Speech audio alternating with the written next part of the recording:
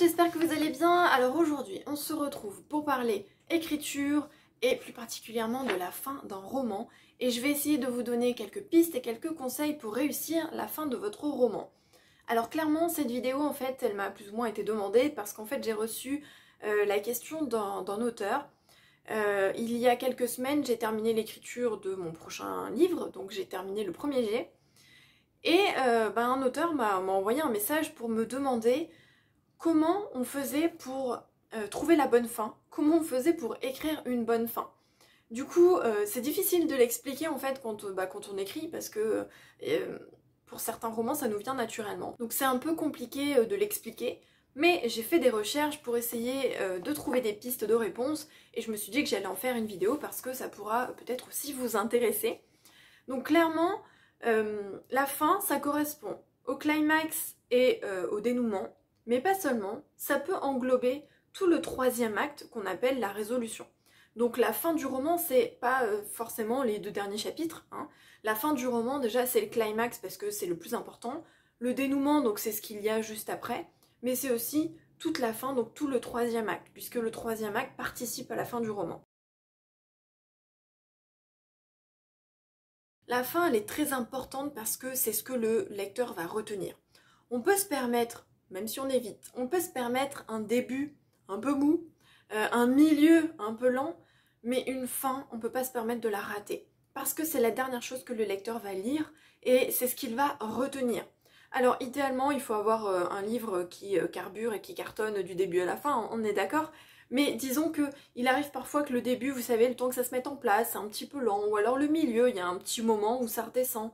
C'est un peu moins grave si on a vraiment une bonne fin qui est bien travaillée, qui est bien amenée. Si on a une fin qui est bâclée, ça laisse un goût amer. Imaginez, vous êtes au restaurant, vous ziottez sur le gâteau au chocolat, j'aime le chocolat, sur le gâteau au chocolat, pour la fin de votre repas, vous y avez pensé pendant tout le repas, vous n'attendez que ça, et quand vous le goûtez, sans plus. En fait, vous êtes déçu, c'est un peu sec, c'est pas très bon, ça n'a pas trop de goût. Du coup, ça va vous laisser un goût super amer parce que vous l'attendiez avec impatience, et au final, vous êtes super déçu. C'est pareil pour un roman. Si vous attendez, quand on lit un roman, on attend la fin, on a envie de savoir ce qui va se passer. C'est le but, si le roman est bien amené, on a hâte d'être à la fin pour savoir ce qui va se passer. Et si à la fin, vous êtes totalement déçu parce que du coup, c'est bâclé, c'est trop court, c'est trop long, c'est pas bien amené, dans ce cas-là, vous allez être super déçu, ça va vous laisser un goût amer. Et donc, le lecteur va être déçu, il va peut-être garder un mauvais avis en fait sur votre livre et du coup ne pas avoir envie de découvrir vos autres romans, voire il peut aussi mettre un mauvais commentaire. Donc ce qui est dommage, autant éviter ce genre de choses. Alors, il y a plusieurs types de fins. Déjà, on a la fin positive ou la fin négative. Là, pas de préférence, vous n'avez pas d'obligation. Le but, c'est de choisir la meilleure fin pour votre roman, donc elle peut être soit positive, soit négative. Ensuite, vous avez la fin ouverte ou la fin fermée. La fin fermée, elle permet vraiment de conclure l'histoire. C'est-à-dire qu'on répond à toutes les questions et on termine vraiment l'histoire. Dans cette fin fermée, le héros, en fait, il va entreprendre une action qui va lui permettre d'atteindre l'objectif, de terminer, en fait, l'histoire, et on ne peut plus rien faire ensuite en rapport avec cet objectif. Par exemple, une fois qu'on a arrêté le meurtrier, c'est terminé. Si le héros meurt, c'est terminé. Si le couple se met ensemble à la fin et puis ils vivent heureux et ont plein d'enfants, c'est terminé aussi. Cette fin ne laisse pas du coup d'interrogation. On a vraiment répondu à toutes les questions et elle peut être évidemment positive ou négative, heureuse ou malheureuse, qu'importe, c'est en fonction de votre histoire. Et ensuite on a la fin ouverte. La fin ouverte, c'est plus délicat et ça ne plaît pas à tout le monde, il faut faire attention. Dans la fin ouverte, on répond pas totalement à toutes les interrogations. Mais là où c'est délicat, c'est qu'il faut quand même réussir à répondre aux questions de son livre, en tout cas les principales, à résoudre son intrigue, aller au bout de l'histoire. On ne peut pas laisser une fin très ouverte au sens où on ne termine pas son livre. On a eu une enquête pendant tout le livre et à la fin, on ne vous dit pas qui est le coupable. On est d'accord que c'est même plus une fin ouverte, c'est un livre qui n'est pas terminé. Donc la fin ouverte, c'est une fin qui laisse des interrogations ensuite, mais qui a quand même bouclé l'intrigue principale. Mais on peut quand même se poser des questions. Par exemple, on a arrêté le meurtrier à la fin, et puis dans le dernier chapitre, on vous donne un indice ou on vous donne quelque chose qui vous fait douter, ou qui vous dit que peut-être il va se passer quelque chose ensuite. Vous voyez, on vous laisse des possibilités que l'histoire se poursuive ou qu'on ne sache pas tout. Donc en fait, dans la fin ouverte, on laisse une espèce de marge au lecteur, on laisse jouer son imagination. Et c'est pour ça que ça ne plaît pas à tout le monde, parce que il y a beaucoup de lecteurs, et moi j'en fais partie honnêtement, qui préfèrent quand c'est clair à la fin. Voilà, on a bouclé son livre, c'est clair, c'est terminé, on a les réponses aux questions qu'on se posait, et on laisse pas comme ça une espèce de doute qui subsiste. La question qu'on se pose souvent, c'est est-ce qu'il faut absolument connaître la fin avant de commencer l'écriture de son livre? J'ai envie de vous dire oui et non. En fait, il n'y a pas de règle, tout simplement. Il y a deux catégories d'auteurs. Il y a ceux qui connaissent la fin avant de commencer l'écriture. Il y a ceux qui ne la connaissent pas du tout et qui se laissent porter. Ça correspond souvent d'ailleurs au team architecte, jardinier dont on parle souvent. C'est-à-dire que les jardiniers sont plutôt du genre à se laisser porter et puis la fin apparaît en cours d'histoire ou à la fin de l'histoire. Et pour les architectes, en général, ils préfèrent prévoir leur roman, prévoir les chapitres et donc prévoir la fin. Maintenant, il y a aussi des architectes qui ne prévoient pas la fin, même en construisant leur histoire, et qui se laissent porter aussi, et des jardiniers qui se laissent porter au cours de l'histoire, mais qui ont déjà une idée de la fin. Il n'y a pas de règle absolue. L'important, c'est d'écrire une bonne fin, que vous la connaissiez avant de commencer l'écriture, ou pendant l'écriture, ça n'a pas vraiment d'importance. Personnellement, j'ai tendance à connaître la fin avant de commencer l'écriture.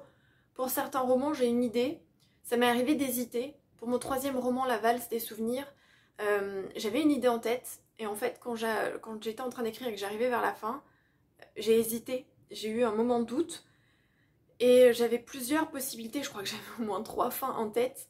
Et finalement, j'ai opté pour une fin qui amenait un tome 2. Un tome 2 qui n'était absolument pas prévu du tout. Ça devait être un one-shot. Et finalement, j'ai modifié ma fin pour amener un tome 2. Donc voilà, des fois on est porté par l'histoire et ça se modifie en cours de route, donc il n'y a pas de règle absolue. Pourquoi est-ce que c'est quand même intéressant d'avoir une idée de la fin avant de commencer l'écriture? Il y a 3 raisons. La première, c'est que ça vous permet de disséminer des pistes et des indices tout au long de l'écriture, donc des pistes qui vont vous mener à cette fin. La deuxième, c'est que ça évite de vous triturer l'esprit pour essayer de trouver la bonne fin. Vous savez, quand vous êtes en train d'écrire, vous arrivez vers le bout de l'histoire et que vous savez pas comment vous allez la boucler, la terminer, voire des fois vous êtes bloqué. Donc ça permet aussi d'éviter ce genre de soucis. La troisième, c'est que ça vous permet d'anticiper et d'imaginer plusieurs fins. Vous pouvez parfaitement vous faire une liste de plusieurs fins, essayer peut-être d'en laisser une ou deux qui sont possibles avec votre histoire, ou déjà d'en choisir une, mais ça permet vraiment d'envisager toutes les possibilités et de ne pas vous fermer sur une seule fin. Par exemple, vous écrivez une romance, vous vous dites c'est bon, c'est une romance, à la fin, elles finissent ensemble. Non, pourquoi pas faire autre chose? Donc vous pouvez très bien envisager d'autres fins pour surprendre le lecteur. Attention, des fins qui correspondent évidemment à votre histoire. Alors pour écrire une bonne fin, il y a plein de caractéristiques que je vais essayer de vous énumérer. Première, elle doit être logique. Donc votre fin doit être logique en fonction de votre histoire, de votre thème, de vos personnages et de l'évolution de vos personnages. La logique de votre histoire découle de votre intrigue. Donc vraiment la fin, elle doit parfaitement coller à votre histoire, à votre intrigue, à votre livre. Vous avez semé des pistes, des indices, il s'est passé des choses, il y a eu des scènes, des événements qui mènent à cette fin. C'est vraiment la fin qui correspond à votre histoire. Par exemple, dans une romance, on s'attend à voir l'évolution d'une relation entre des personnages. Ça peut terminer bien ou mal, qu'importe, mais on s'attend vraiment à voir cette évolution et la fin montre ce qu'il advient de cette relation entre les personnages. Dans une enquête, on s'attend à avoir une réponse à l'enquête, à avoir un coupable. Donc il faut vraiment que la fin soit cohérente, logique, en lien avec votre intrigue. On ne doit pas non plus tomber dans les extrêmes. C'est-à-dire qu'on fait pas une fin bisounours où tout va bien alors que franchement ça colle pas forcément avec votre histoire. Ou alors une fin apocalyptique où vraiment ça part en live et ça part dans tous les sens juste pour marquer les esprits. Ça marche pas comme ça. En fait, votre fin, elle doit être inévitable. C'est-à-dire que ce que vous avez semé tout au long du livre, l'évolution de vos personnages, toutes les scènes qu'il y a eu doivent mener à cette fin. C'est obligatoire que ce soit cette fin-là, en fonction de l'évolution de votre histoire. Elle est vraiment inévitable, c'est-à-dire que c'est imparable. C'était cette fin qui était faite pour votre livre. Il faut vraiment que vous ayez à l'esprit on met pas une fin pour faire plaisir au lecteur, on met pas une fin à laquelle tout le monde s'attend, parce que justement tout le monde s'y attend. Il faut mettre la fin qui correspond à votre histoire. Si dans votre romance, à la fin, les deux héros ne se retrouvent pas et finalement ne se remettent pas ensemble parce que vous vous rendez compte au cours de l'histoire qu'il y a tellement de différences, qu'ils ont évolué et que ce n'est plus possible, eh bien soit, c'est pas parce que c'est une romance qu'il faut absolument qu'ils terminent ensemble à la fin.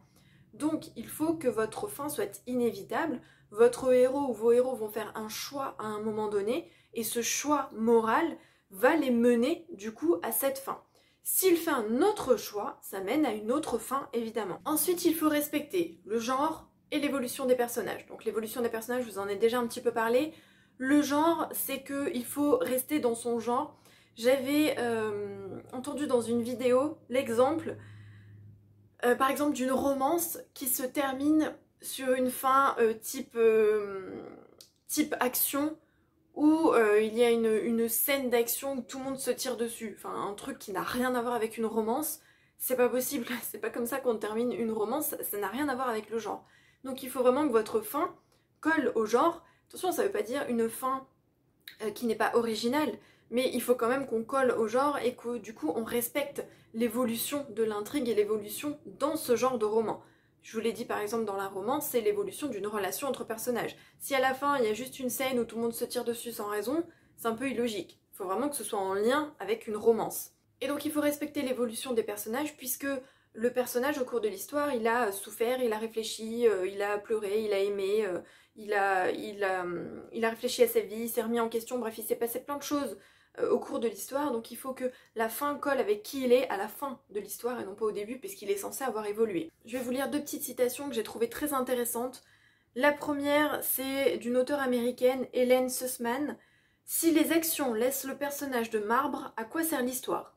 L'intrigue doit être assez forte pour pouvoir transformer le personnage principal. » Donc ça, c'est ce que je vous disais, c'est que le personnage doit évoluer. Et donc la fin doit être en lien avec cette évolution.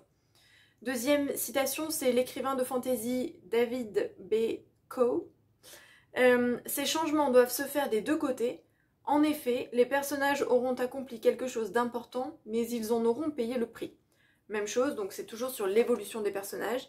Il faut que vos personnages évoluent au cours de l'histoire et donc ça amènera une fin différente de ce qu'aurait pu être la fin au début de votre livre. Ensuite, il faut peaufiner le climax. Alors le climax, c'est l'élément le plus important de votre fin. C'est vraiment le point culminant.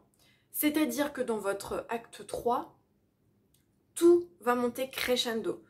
Tout va monter en tension. L'idée, c'est d'amener ce climax. Donc on met tout en forme pour amener ce climax. C'est un peu l'explosion, le climax. C'est ce qu'on attend au cours du livre. Donc il faut vraiment qu'il soit réussi. Il faut peaufiner. Il faut qu'il soit bien écrit. Il faut qu'il soit bien logique avec l'histoire. Il faut qu'il soit bien réfléchi. Le climax, c'est le plus important dans votre fin. Et le héros, il va en arriver à ce climax parce qu'il a évolué tout au long de l'histoire. C'est là qu'on revient toujours sur l'évolution des personnages.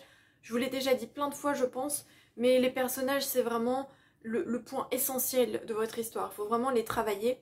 Et donc du coup, cette évolution amène à ce climax. En ce qui concerne la fin, vous avez aussi le foreshadowing. Donc le foreshadowing, j'en ai entendu parler dans le podcast Devenir écrivain de Lucie Castel. Et en fait, le foreshadowing, c'est une technique qui consiste à semer des indices et des pistes tout au long de l'histoire sans que le lecteur s'en rende compte. Et ces indices et ces pistes amènent à une fin qu'on n'attendait pas du tout. Sauf que quand on a la fin, on s'y attendait pas, donc on est surpris. Mais quand on réfléchit à tous les indices qui ont été semés au cours de l'histoire, on se rend compte qu'en fait, oui, c'était totalement logique. Donc c'est une technique qui est extrêmement difficile à mettre en place parce qu'il faut parvenir à semer des indices bien écrits, bien cachés, mais sans que le lecteur se rende compte que ça va mener du coup à une fin différente. Et donc il faut que ce soit vraiment bien fait et c'est pas forcément évident, mais c'est aussi une bonne technique et c'est pour ça que pour faire le foreshadowing, il faut absolument connaître sa fin à l'avance. Ensuite, il faut que votre fin soit solide, c'est-à-dire qu'on n'utilise pas des ficelles pour essayer de la boucler, on n'utilise pas des techniques vues et revues qui ne sont pas originales et qu'on croise dans beaucoup de livres. On ne fait pas par exemple apparaître un jumeau qui en fait a fait toutes les choses négatives qu'il y a eu dans l'histoire parce qu'en fait c'était pas du tout notre personnage principal. Bref, ce genre de petites ficelles pour essayer de boucler l'histoire, on évite. Donc pas de facilité, Pas de choses tirées par les cheveux, on évite ce genre de choses. Il faut vraiment que votre fin soit bien construite, bien réfléchie. Si vous êtes obligé d'utiliser des ficelles, c'est que votre livre n'était pas bien construit et que du coup il faut le reprendre et le retravailler. Même chose, on n'ajoute pas de personnage qui comme ça va tout modifier sur la fin de l'histoire dans les dernières pages du livre ou dans les 50 dernières pages ou au cours de l'acte 3. Ça fonctionne pas. On fait pas apparaître comme ça des choses au dernier moment pour réussir à boucler son histoire. Pas du tout, il faut vraiment que ce soit travaillé dès le début de votre livre. Et enfin, deux derniers conseils, il faut que votre fin soit surprenante, c'est-à-dire que on essaye d'être original. C'est pas toujours évident parce que on dit souvent que tout a déjà été écrit, mais il faut quand même réussir à surprendre votre lecteur. Il faut qu'il y ait quand même une espèce de chute, une espèce de petit élément auquel il ne s'attendait pas. Il y a plein de livres où ce n'est pas le cas et où c'est quand même bien écrit, où ce sont des bons livres avec de bonnes fins, hein. C'est pas ce que je suis en train de dire, mais c'est vrai qu'il y a toujours un petit plus quand on arrive vraiment à surprendre le lecteur avec la fin qu'on a choisie. Attention, toujours une fin logique et cohérente en lien avec son histoire. Et pour terminer, la fin doit être de bonne longueur. Donc pas de fin extrêmement longue qui s'étire sur des pages et des pages et des pages, et pas de fin très courte parce qu'on aura l'impression qu'elle a été bâclée. Donc on dit que la fin c'est souvent 1 à 3% du roman en termes de quantité. À vous de voir, il faut juste que ce soit bien amené, que vous ayez le temps de bien l'expliquer, bien la développer et de terminer votre livre. Donc pas trop court, pas trop long. C'est peut-être difficile à doser au début, mais ensuite c'est un petit peu plus simple. Et avant de conclure, je voulais juste vous parler de l'épilogue. Vous savez, l'épilogue, c'est ce petit texte, on va dire, qu'on rajoute après le dernier chapitre de son livre. Dans le même genre, il y a le prologue qu'on met au début, juste avant le premier chapitre. Donc faites attention, l'épilogue, ce n'est pas une fin. Vraiment. La fin, c'est votre troisième acte, votre climax, votre dénouement, donc vos derniers chapitres, mais surtout pas l'épilogue. L'épilogue, c'est un bonus, c'est un ajout, c'est la cerise sur le gâteau. Imaginez-vous que vous pouvez l'enlever. Moi, c'est ce que je fais souvent quand j'essaye d'expliquer du coup le prologue et l'épilogue. Il faut se dire qu'on peut les enlever. Et si on les enlève, ça modifie pas l'histoire. C'est-à-dire que ça va pas modifier votre fin, on va pas rester sur un livre inachevé. L'épilogue, c'est un bonus, c'est quelque chose en plus. C'est si vous avez envie d'expliquer par exemple ce que sont devenus les personnages 3 mois après, 5 ans après, 10 ans après. C'est si vous avez envie d'entrer dans la tête d'un personnage, de rajouter une lettre, un extrait de journal intime. Bref, un bonus qui explique des petites choses en plus ou qui donne le ressenti des personnages après coup ou qui dit ce qu'ils sont devenus. Donc vraiment, c'est pas une fin, c'est un bonus. Voyez-le vraiment comme ça. Et il n'est absolument pas obligatoire, on n'est pas obligé de mettre un épilogue. Pour conclure, sachez vraiment que la fin, c'est essentiel dans votre roman et surtout la montée en puissance vers le climax avec ce point culminant qui est un peu l'explosion d'émotions, de sentiments, d'actions, de tout ce que vous voulez en fonction de votre histoire. Donc ça se travaille vraiment. La fin doit être travaillée, c'est vraiment extrêmement important. Personnellement, l'un de mes moments préférés quand j'écris un livre, c'est le climax. J'attends avec impatience ce moment où je vais révéler les choses parce que dans mes histoires, j'essaye vraiment maintenant d'insérer soit un secret, soit une espèce de petit suspense. Attention, j'écris pas de thriller ou ce genre de choses, hein. Je suis dans des romans tranches de vie, mais j'essaye toujours d'amener un petit quelque chose pour qu'au moment du climax, ce soit le oh, c'est pas vrai.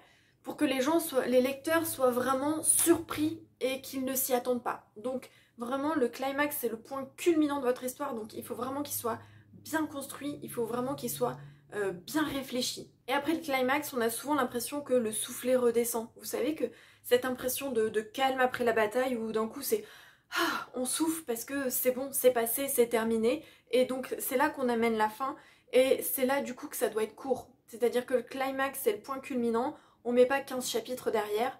Vraiment c'est juste le soufflet qui redescend.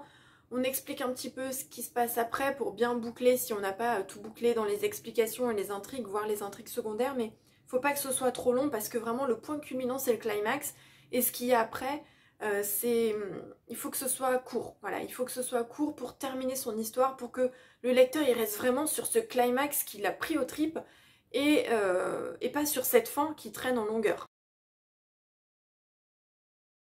Voilà ce que je voulais vous dire sur la fin d'un roman, sur comment écrire une bonne fin. J'espère que ça vous aidera, j'espère que ça vous donnera des pistes pour écrire la fin de votre roman. En tout cas, n'hésitez pas, comme d'habitude, à vous abonner, à activer la petite cloche, à liker la vidéo, ce serait vraiment super chouette pour m'aider à faire connaître mon contenu. Et puis on se retrouve bientôt pour une prochaine vidéo. Bye!